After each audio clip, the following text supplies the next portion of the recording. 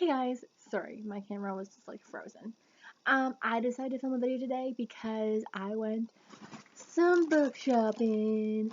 Woo! Today is my day off, so I was like, I have things to do. I need to not visit work because that's what I do sometimes when it is my day off, is I visit work. And I was like, I need to not do that. I need to have a goal to do, and my goal is to get my haircut, which I did.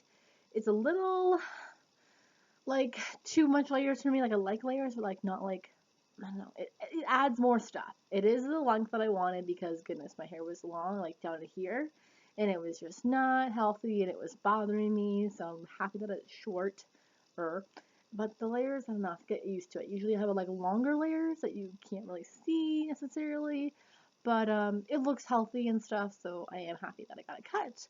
And then, um, secondly, I want to go to Chapters because I had a gift card and I was like, I want to spend it. I just haven't like gotten like books myself in a while. So that was a plan, and I wanted to get a burrito, and I got a burrito. And so those were my three things today, and I did all of them. So yeah, I had a gift card from Christmas to spend, and I said I wasn't gonna spend it until I read all the books I got from Christmas, but I haven't. I'm on my last book. I just started reading Girl on the Train, but I did complete four books, and two of them were books that I'd like started like last year that I never read. So I'm pretty proud of myself. I finally finished Damien Eccles's Life After Death and The Opposite of Loneliness. I finally found my copy, so I finished that. I finished Snow Like Ashes that I got for Christmas, and I finished Khloe Kardashian's book as well. And I also finished a book in December that I got for Christmas, which was the Ignite Me for the Shatter Me series. So I did complete lots of books. I just, didn't do my goal. But I thought I would go because I just wanted like a day to myself, and I just wanted to like roam around Chapters and stuff and see all the knickknacks they have and wish I could afford them because they're so freaking expensive. It's like $18 for a wall there. That's crazy. Um, but I got lots of books, so we will jump right into it. The only plan I had for books in terms of what I was getting and stuff was I wanted to get the sequel to Snow Like Ashes. And because I spent over a certain amount, I also got a $10 off, like, gift card for my next time I go between the first week of February. So, yes, I spent over $40. So my whole gift card and then some. So, yeah. So I did end up picking up Ice Like Fire, which is the sequel to Snow Like Ashes by Sarah Rosh. And I'm excited for it. I was hoping that I could get it in soft cover, but hardcover was the only one that had. And to be honest, it wasn't that expensive. It was $22 Canadian, which isn't so bad. Some of the hardcover, like not the soft, the paperbacks, goodness, the paperbacks that I was looking at for other books was like $18.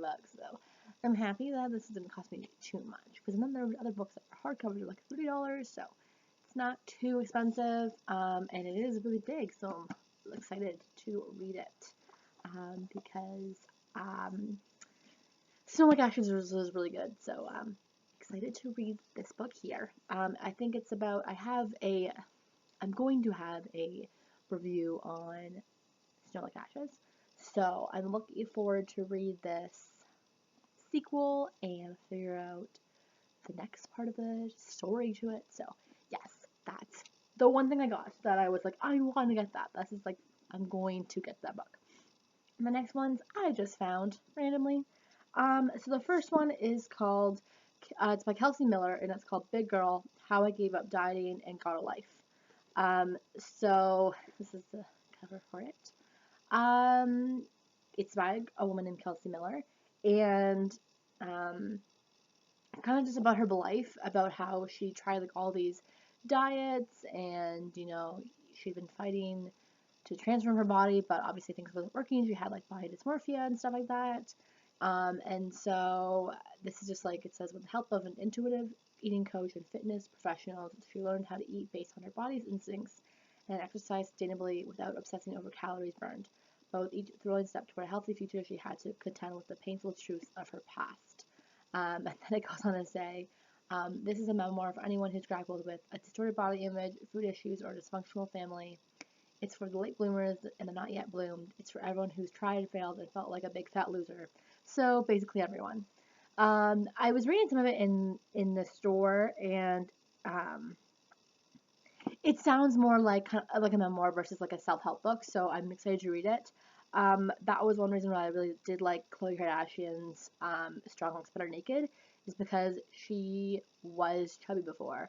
You find out all these books, all these dieting books and stuff, are people who are thin and who are nutritionists and stuff, and they want to go to this extreme. But I felt like I wasn't getting the guidance I needed because I didn't know that they used to be, if they were bigger before. But you knew Khloe Kardashian was like the chubby sister before. Now she's like freaking amazing. She was always amazing. I loved her. I love her the best. But she's like a bombshell now. But she's just my fave. And so I'm excited to read this because it kind of looks like it's a funny book as well. So that is what I enjoy with those types of books. Kind of maybe get me on the right path towards eating healthier and stuff, and not eating a burrito for lunch today. But the burrito was delicious, so I'm excited. The next book, I don't even know the author, honestly. I was just looking for books, and I was like, I want another paperback book because they're so less expensive than hardcovers. So this one is called The Three by Sarah Holt, and it's a little tiny book. It was only $9, so it was great. So it sounds really, really cool, and it has like diagrams inside and stuff, and I'm excited to read it because it's kind of like a mystery, which is like my favorite novels to read. If Tammy Hoag's new novel was not hardcover, I would have bought it, but it was like $30. $30 or $40 hardcover, and I was like, damn it, no. Because Tammy Hoag is an amazing, amazing crime novelist. The Ninth Girl, which is her first novel that I read, is amazing. It is probably one of my favorite books that I read last year. So, yeah, I was just, and she, this is besides point, but she uses, like, in some of her books, she uses, like, the same characters. So she has, like, I think, like, 4 books right now that have, like, 2 detectives, Liska and Sam, who work together. Liska and Kovac, that's right it is. And they like work together, and they're in this other one that's out, but it's like giant, and it's like $40, so I didn't buy it because that's just so expensive. So yeah, but when it comes out in paperback, I will be sure to pick it up. So besides the point. So I was just looking for another crime novel because that's what I really like. In terms of books, and I always want to pick up a crime novel when I go because again, that's my fave. So this one is about, there's like 4 plane crashes. Oh, this is like ruined, but never mind. There's like 4 plane crashes that happen within hours of each other apparently, and then they don't seem to be related. But in 3 of the 4 crashes, one child survives, and they're called the Three by like the press and stuff. And these miracle children achieve international celebrity. But things take a dark turn when a fanatical preacher starts insisting that the young survivors are 3 of the 4 harbingers of the apocalypse. As the children's behavior grows increasingly disturbing, even their loved ones start to suspect there could be some truth to the conspiracy theory.